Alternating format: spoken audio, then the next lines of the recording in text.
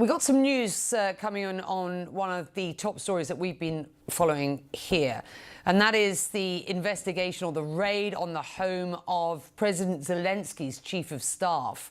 Nick Payton-Walsh here with more. Nick, what have you been learning in the last few minutes? Well, it is certainly, I think, a seismic piece of political news for the embattled administration of President Volodymyr Zelensky. Now, hours after his top chief of staff, his top negotiator, Andrei Yermak's home and office was raided by anti-corruption negotiators. I should point out they didn't immediately emerge and say that they'd found anything, and they apparently acted without impediment. But Andrei Yermak, the second most powerful politician in that government, has submitted his resignation. This has happened in just the last minutes, but Volodymyr Zelensky himself has said, "I want no one to have any questions about Ukraine today. We have the following internal decisions. First, there will be a reboot of the office of the President of Ukraine.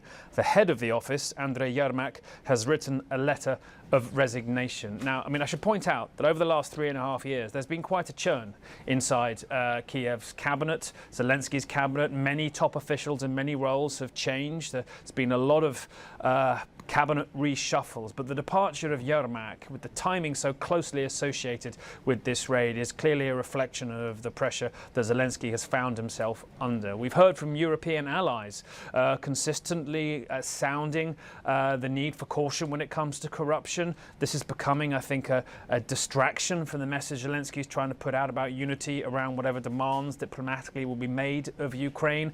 And of course, it's very complex for Ukraine in a moment like this to have its peace negotiations led by a man who's had investigators in his own home a matter of hours later. So a moment, I think, of extraordinary complexity for President Zelensky here. Clearly, the decision has been made that they need to try and turn the page, that whatever comes now in this corruption investigation must be distanced from the Zelensky administration. But ultimately, too, this, some argues, potentially puts President Zelensky closer into the firing line. There's no buffer between him and the outside world now, were the investigation to expand in any way further at all. And clearly, Zelensky felt or Yermak felt the need to act here, and that's something his opponents and certainly Moscow will seize upon, Becky. Yeah, and that's what we've got to talk about. Where does this leave talks, the prospect for peace at this point? We've got a US drafted plan doing the rounds. What's your sense, Nick? Look, the entirety of the negotiation team was not just Andrei Yermak. He led it, but there was Rustem Umerov. There are plenty of others who can continue the work. So I think it's important not to overemphasize quite what this does to Ukraine's negotiating strategy, the ultimate decisions of which will be made by Zelensky anyway. But you do have a credibility issue when you have a change of key negotiator this deep into this kind of process. It is certainly something the Russians will seize upon. They've already been pointing towards the legitimacy of the Ukrainian government, saying Putin that they cannot sign agreements with Russia because they haven't had elections recently. They will pick upon this too. Let me add into this as well. I am grateful to, as his words of President Zelensky, I'm grateful to Andrei for always representing Ukraine's position in the negotiation track exactly as it should be. It has always been a patriotic position, but I want there to be no rumours or speculation. As for now, the new head of the office tomorrow, I will hold consultations with those who could lead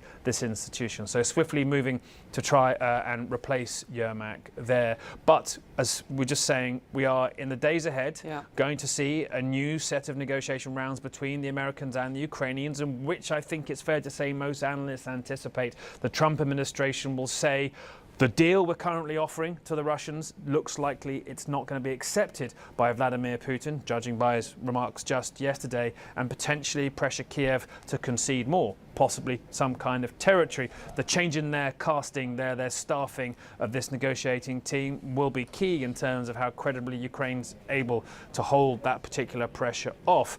And then, of course, separately, early next week, we have Steve Witkoff, President Trump's envoy to this particular conflict.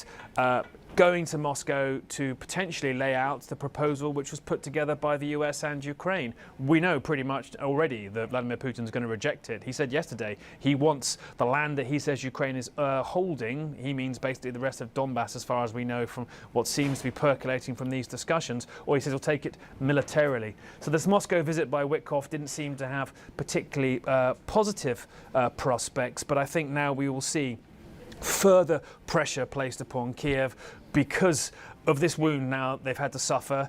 Possibly Yermak moving on to remove distractions from what Zelensky's been trying to achieve, or possibly because more was to emerge. We simply don't know, but I think this is the first time we've seen this corruption scandal, the damage it's done to Zelensky domestically, hard, I think, to overstate. You know, he was roughly impregnable, some might say, to all the travails of war, the demands made on the Ukrainian population to give their men up to the front lines and their women as well. But this corruption scandal hit at the heart of an issue so close to so many Ukrainians, not just corruption and how it's blighted Ukrainian society for decades, but energy. That's where the kickbacks were paid in the sector of, and energy blackouts are something that's blighting Ukrainians now because of the Russian onslaught. So a deeply problematic moment here for President Zelensky, and clearly here a move that I think they hope will draw a line under it. Does it instead add fuel to the fire? We'll have to see in the days ahead, but it's not going to make these negotiations any easier. Ambassador, always good to talk to you. So, you know, as Nick was just noting, Andriy Yermak was the man leading Ukraine's negotiations here. So how does this complicate these negotiations now? Well, we will see. Nick's right. We will see over the next month or so. But Andriy Yermak was a controversial person. He was controversial domestically in Ukraine. He was controversial internationally among observers. So this may, in some sense, help Zelensky move forward on this. As Nick points out, Zelensky wants to draw a line under this investigation.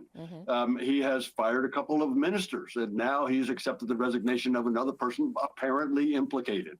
So Zelensky is trying to put that behind him. No one has accused Zelensky of any of those kinds of problems. And as I say, Yermak had his own set of detractors. So when we look at where things stand then, you know, sort of with the big unknown over the developments just earlier today, Yermak had told The Atlantic Ukraine would never cede territory to Russia as part of a peace deal, saying, quote, not a single sane person today would sign a document to give up territory. This has always been an understandable contention in any of these negotiations. Of course, that 28-point plan had Ukraine ceding territory that Russia didn't even occupy, which of course was a non-starter. How much of the focus, right, or how high on the list, I should say, is this idea of territory at this point as Ukraine moves forward to try to get something done? Very high, Erica, very high. It's right up there, the top couple of issues. And Yermak is right, and Zelensky has made the same exact point. That is, Ukrainians are not going to give up legal claim to all of their territory, all of the 1991 borders. They will acknowledge, Erica, they will acknowledge that the Russians occupy, what you're showing there, that shown in red is 19% of Ukraine's territory is occupied right now. That's a fact by the Russians. That's a fact. They will acknowledge that fact. They will not give up claim. They will not acknowledge that the Russians own that, nor should anyone else, nor should the Americans, nor should the Europeans, and the Ukrainians will never give up claim to that territory.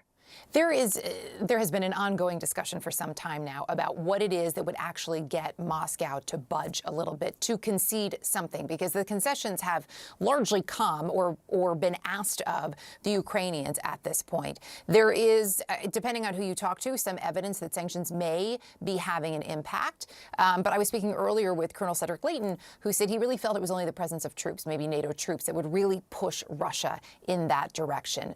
Do you agree? I do agree. I think there are military things to be done and economic things to be done to put pressure on Putin to realize, to acknowledge that he can't win on the ground. But the military, I mean, Colonel Layton is exactly right. It has to be a military. It's long-range weapons. It's Tomahawk missiles from the United States. It's probably European troops on the ground in Ukraine to be sure that the Russians don't attack again. And then it is also important to put those sanctions on, to squeeze the revenues going into the Russian economy. We are out of time, but just a yes or no if you can. Do you think we are getting closer to a place where there could be a deal? I do. I think it's because the Europeans and the Ukrainians and the Americans are now agreed on the 19-point plan, not the 28-point plan that the Russians wrote and but on the 19-point plan, there's unanimity. All right, we'll be watching for it. Ambassador, always good to talk to you. Thank you.